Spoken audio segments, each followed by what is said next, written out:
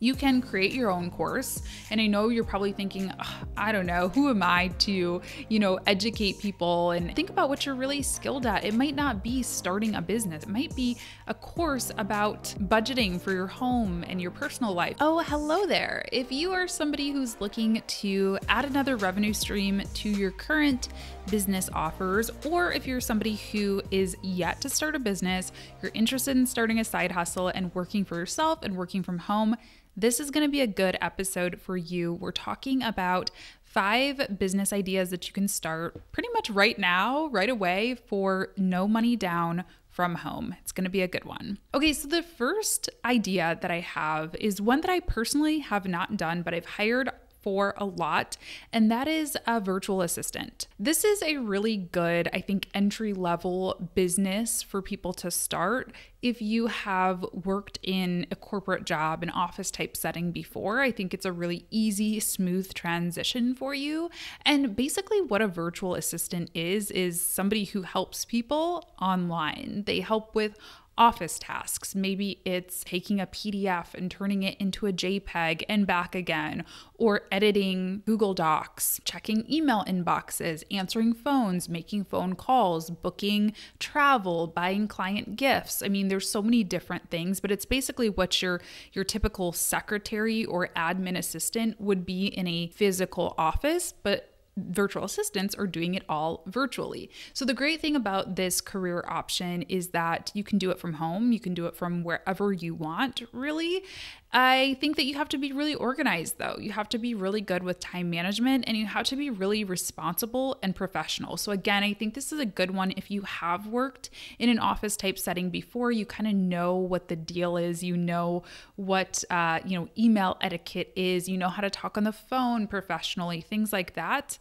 And it probably isn't going to be a good one if you're somebody who wants to start working for yourself so that you can lay on the beach and, work 4 hours a week or something like that. That's probably not the best option for you because it does require timeliness. It does require client calls. And, you're probably actually going to be on a lot of calls depending on what you look for. Virtual assistants, according to Glassdoor is a resource that I use to get salary estimates and interview questions and things like that. Now, keep in mind, this salary estimate is based on a full-time position. So do keep that in mind. If you're working for yourself, you're going to need to do a little bit of math based on these salary estimates to come up with your package rates or your monthly retainers. I have a ton of content on pricing, so I will link some of those in the show notes. Yeah, so just keep that in mind. But the Glassdoor salary estimate as of 2021 for a virtual assistant is about $36,000, $35,917.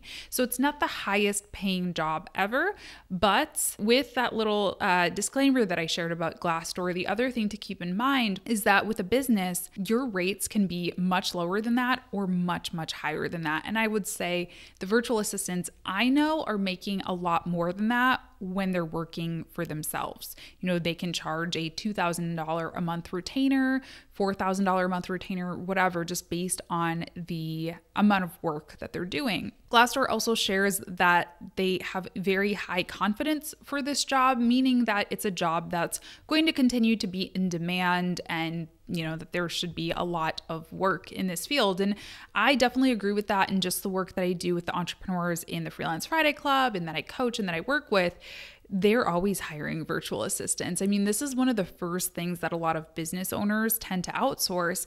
I know I personally spend a whole lot of time on my emails, and having a VA to help out with that is really helpful. Most anyone needs a VA. Most anyone can use a VA. So I think finding a portfolio project or sort of an entry-level project just to kind of get your business going should probably be pretty easy for you. If you know anybody in your personal life, friends, family, former colleagues who has a business, or maybe they're a podcaster and they need somebody to help edit their show notes or create like quick social graphics for them, things like that, reach out to them, see if they want to hire you just at a starting hourly rate or starting package rate so that you can get that experience under your belt.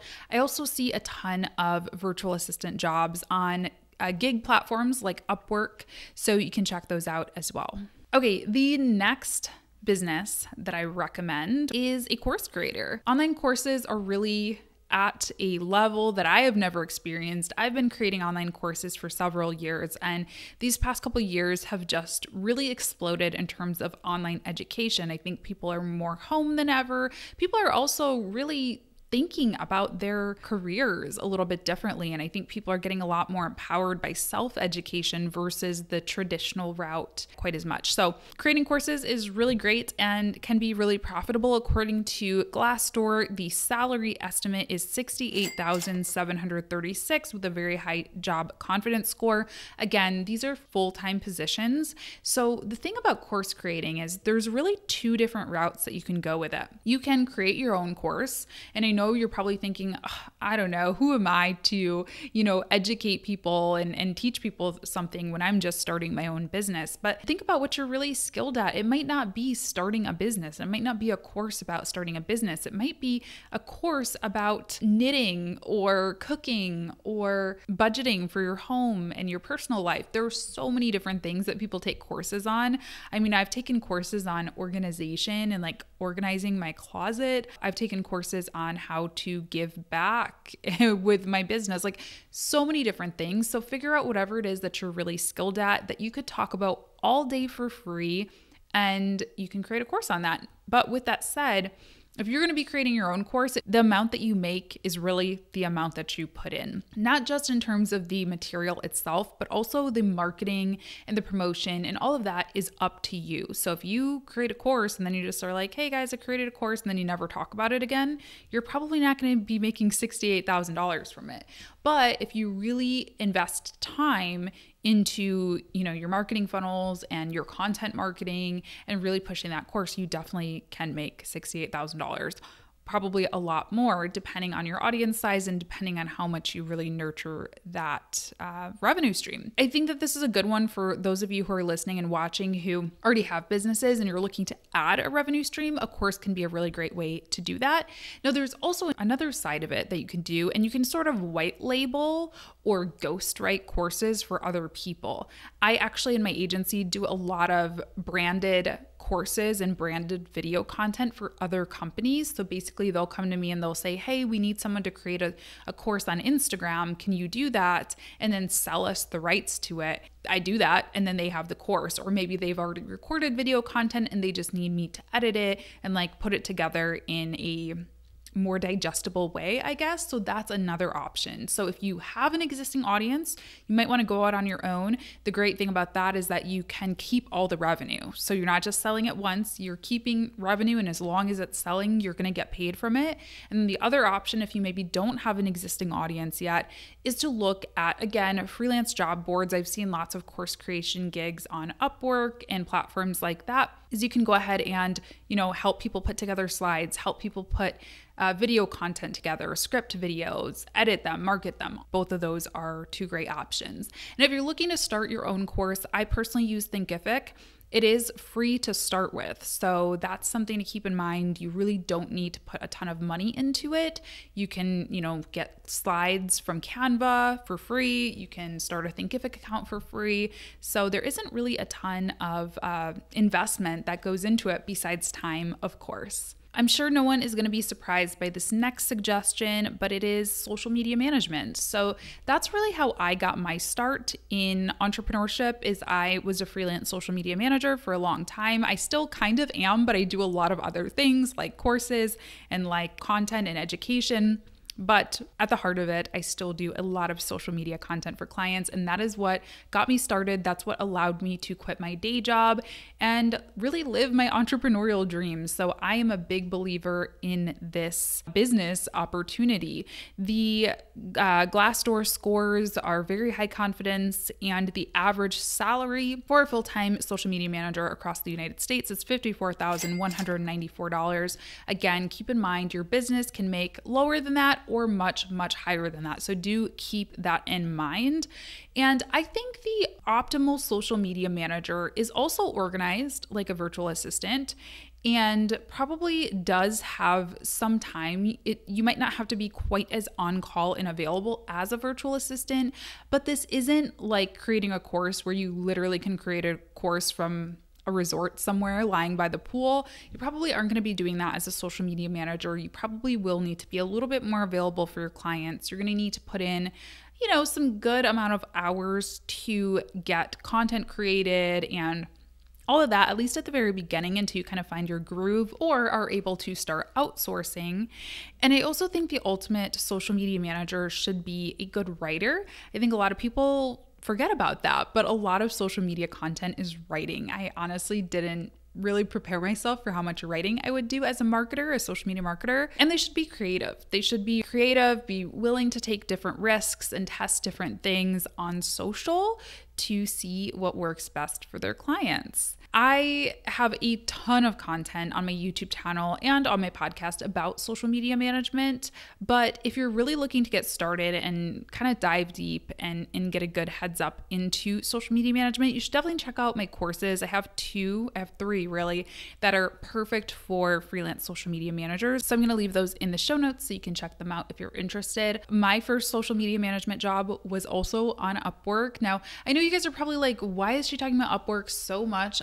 I do like Upwork. I don't mind it. And I think it's a really good place to get started for a lot of these freelancing jobs. So not all of them necessarily are going to be the perfect, are going to have a ton of jobs available on Upwork. But I think social media management, virtual assistant, and even some of that e-learning content or course creation content, I have seen a lot of jobs on there, at least entry-level jobs. Similar to virtual assistants, as a social media manager, if you know anyone in your life who has a business or who has a project they're working on, like a blog or a podcast or a YouTube channel, see if they'll let you manage their social at a discounted rate just for a couple months or a month or whatever to get some portfolio content. That's really important. And then from there, once you can show that you can do it, you'll be able to prove to other businesses that you're able to do it for them as well. Next up is copywriting. Okay, so I take back what I said about social media management being my first ever freelancing gig because it's not fully true. It's actually, I was a copywriter. I walked before. No, wait, what is that? I crawled before I could walk. And I started out doing freelance copywriting for a social media agency, which then turned into a social media management job. So copywriting is perfect for somebody who's a good writer and is just really good with words. Maybe you really like to read, you really like to write, put some of those skills to good use, and you can write social media content, you can write ad content, you can write like landing pages, sales pages. I don't know if this is technically considered a copywriter. I think it's a little different, but you could also consider just freelance writing in general. So article writing, blogging, ghost writing for blogs or e-learning content or anything like that. So words make the internet go round. I'm a huge believer in video, but at the end of the day, I think words are even more important than video content. So there is a ton of different things that you could do in the writing field. Some job boards that I personally have found a lot of good writing gigs on. Upwork, yes, but also sites like ProBlogger and Fiverr tend to have a lot. Now, some of those, again, you might have to kind of start at the bottom for a project or two. The key is that you're not going to be working for free forever. You're going to be doing a lower price project or two just so you can get those reviews on some of these job boards, get some portfolio content, and then you can start bidding on higher ticket jobs.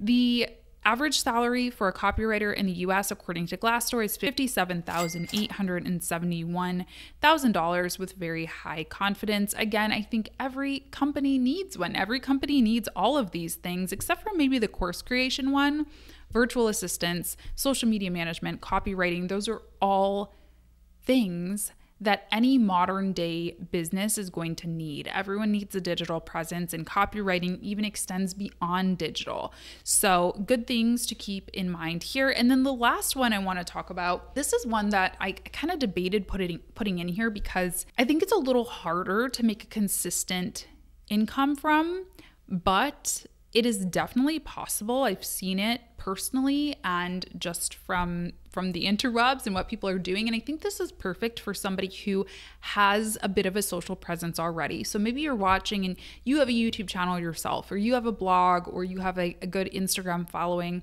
or you already are maybe a social media management business owner and you're just looking to diversify that revenue. You don't want to have to work hands-on with your clients quite as much. You want to focus on one or two core clients.